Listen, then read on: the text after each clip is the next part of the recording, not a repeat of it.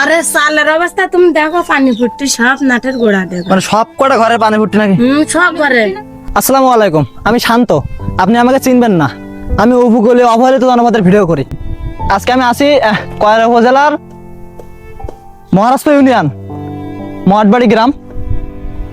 এখানে গুচ্ছগ্রাম নামে পরিচিত, হায়াতখালীর থেকে ভিতরে যে শান্তিময়ের দিকে, শান্তিময়ের সামনে যে গুচ্ছগ্রামটা, সেখানে অবস্থা বর্তমানে মানুষের অবস্থা। এখানে 170টা ঘর রয়েছে, 170টা ঘর রয়েছে, প্রায় 80টা ফ্যামিলি থাকে। মানে এখানে যে কন্ডিশন, এখানে যে পরিবেশ, এখানে কোনো মানুষ, সাধারণ মানুষ বসবাস করতে পারে না। এরা সাধারণত মানে যাদের জায়গা জমি নেই তারা এখানে বসবাস করে।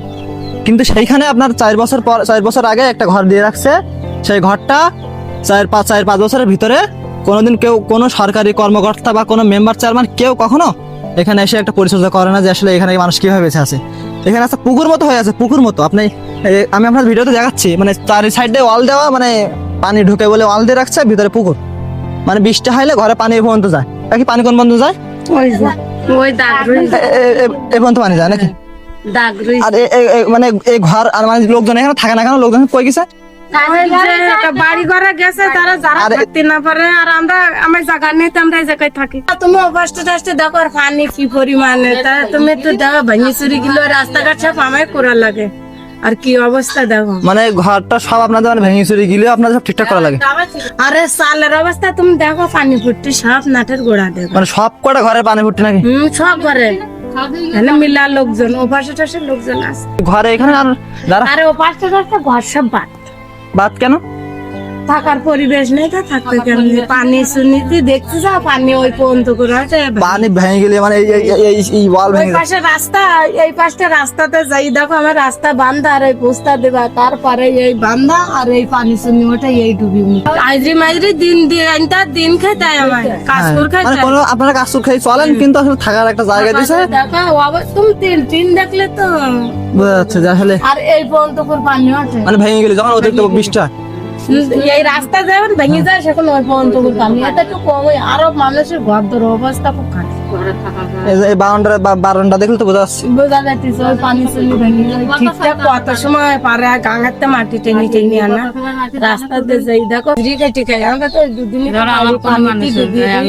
ঘের বাড়িতে কাজ কাম করি, মাটি চিটি 5 বছরে ধরো, 5 বছরে পড়ি, তাই রাস্তা বান্ধা জুতকুরা। আরে ঘর মানে এর মধ্যে মনে হচ্ছে একটা পুকুর, মানে দুই সব সাইডে আইল দেওয়া, মনে হচ্ছে 4 সাইডে আইল দেওয়া, ভিতরে গর্ত। তুমি এই রাস্তাতে যাই, আগামাতো ফার্স্টে যাই দেখো, সব রাস্তা বান্ধা। হ্যাঁ আমি দেখছি, মানে সব উপর দিয়ে উঁচু করে বান্ধা, ভিতরে গর্ত, মানে পানি ঢুকলে সব তলায় যায়, পুকুরের মতো। বাড়ির টুকুন ওই বস্তা বাজারটা, ওই রাস্তা বাইন দিছে, ওই বস্তা দিছি, তো আমরা হাজরি খাটিছি।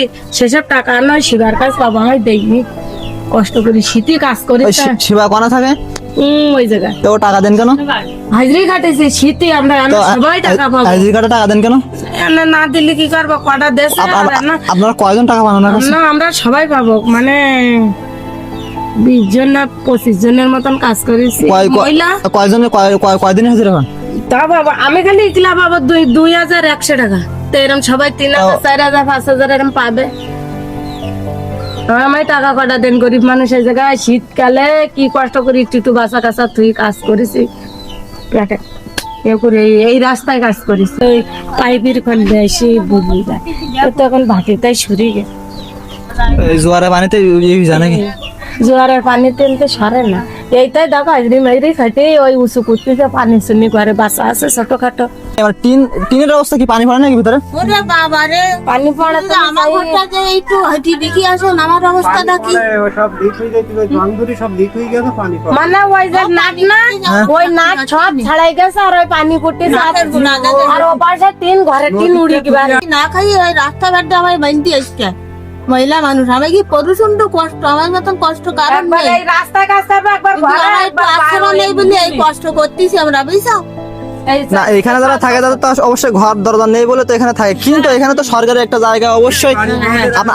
এখানে কথা হচ্ছে জমি নেই, এখানে অনেক থাকতে বুঝছো, এখন ঘর দেশে সরকারে বলে এই জায়গায় এসে রয়েছে, তা ঘর, সরকার একটা ঘর দিয়েছে, সরকারের দায়িত্ব শেষ না তো। পুরো 5 বছরে কেউ আসেনি এখানে, হ্যাঁ, মানে যে এখানে মানুষ কিভাবে বসবাস করতেছে বা কিভাবে আছে, ঘর আছে কিনা আছে। একটু যেটুকুন পারে আমার একটু আদে অবস্থা মানে দেওয়ার চেষ্টা করে, আর এই এলাকায় যারা আছে গণ্যমান্য তারা খাই ফেলায় সব। সব খাই ফেলা নাকি? ওই তোমায় দিলাম হইলো ভিডিও গুনি যায় নে আর কিছু হয় না, এই পর্যন্ত কষ্ট হচ্ছে হয় তখন ফোন করে এখানে যেটা সত্যি কথা। বিরিন বাবু ছোট বাবা নিগার কাছে আসে, ফোন করে কয় অনেক কিছু দেওয়া লাগবে না, ওরা সুস্থ আছে। ওরা সুস্থ আছে গো। এইভাবে বলে না?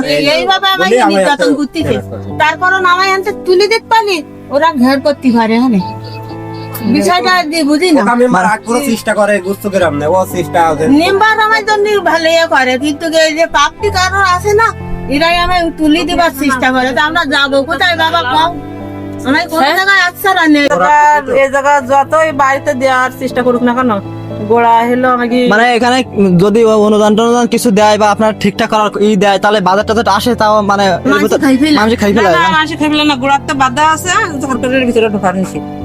আর আর এলাকায় সমাপ্ত। গোড়ার দেবে বুঝতে পারছি। আমি আমি বাংলায় বলি যে আসলে এখানে গণ্যমান্য ব্যক্তি আছে, তারা আসলে ঢুকতে দেয় না। এবার বুঝতে পারি। ওরা কিন্তু নামাজ পড়ি তোমার জন্য দোয়া করবো। আপনারা সবকিছু শুনলেন, সবকিছু জানলেন। এখানে কিন্তু আসলে বসবাস করার মতো একটা উপায় নেই। এখানে আপনার বৃষ্টি পানি হলে এখানে বালি পুকুরের মতো ভাই, এখানে পানি উঠলে মানে তলায় যায়, ওই পর্যন্ত পানি ওঠে, মানে বৃষ্টির একটা অবস্থা। বর্ষাকালে আপনার এখানে বসবাস করা যায় না। তো সব মেলায় আপনাদের কাছে দিয়ে রাখলাম ভিডিওটা, আবেদন করে রাখলাম আপনার কাছে। আপনারা জনগণ, আপনারাই বিচার করবেন এখানে কি করা যায়। আপনারা সাধারণ পাবলিক, আপনি কোনো দলের না, আপনি কোনো পক্ষের না, আপনি সাধারণ মানুষ হিসাবে এটা হিসাব করেন যে আসলে এখানে মানুষ কিভাবে বসবাস করে। আপনি দিতেন না, এখানে ঘর দিতেন না, তারা এক বস্তা হয়ে থাকতো, তারা একভাবে থাকতো। এখানে দিয়ে এখানে মানুষের তো আসলে কষ্ট দেওয়ার কোনো মানে নেই। যাই হোক, সবাই ভালো থাকবেন, সুস্থ থাকবেন, আর আমার জন্য দোয়া করবেন, ইনশাল্লাহ ভালো কিছু হবে। আল্লাহ হাফেজ।